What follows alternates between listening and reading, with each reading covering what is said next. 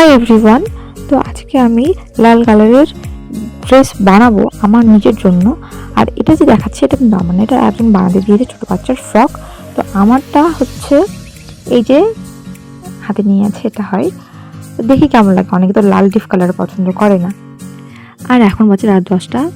তো ফ্রকটা আমি রাত্রিবেলায় কমপ্লিট করবো, কারণ পরের দিন নেবে।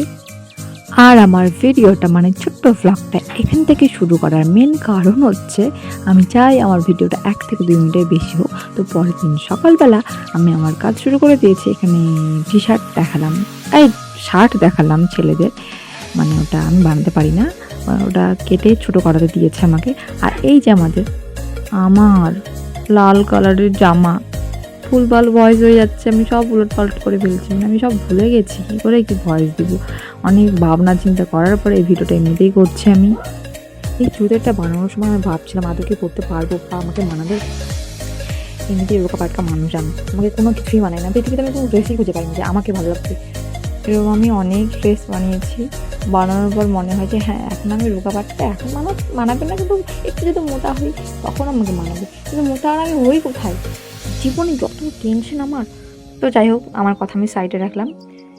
তো আমি আর ভিডিওটা করছি আমি রাত্রিবেলায় আবার, তার কারণ দিনের বেলা আমি করতে পারি না। হুটহাট করে কেউ চলে আসে, লোক আসে আমাদের বাড়িতে। তো তখন যে আমাকে এরকম অবস্থায় দেখে, তো আমি নিজেই লজ্জায় পড়ে যাবো। তো আমি ভিডিওটা রাতের বেলায় করছি, ভালো করে হয়তো পরিষ্কার আলো নিয়ে যাচ্ছে না, ঘরের লাইটও সেরকম ভালো না। তো জামাটা পরে নিয়েছি আমি, এই যে।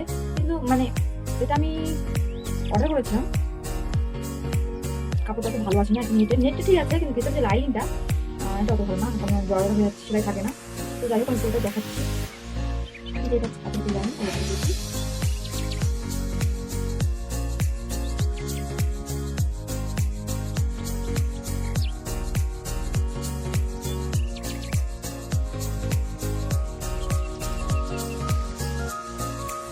এটা আর একটা লাল,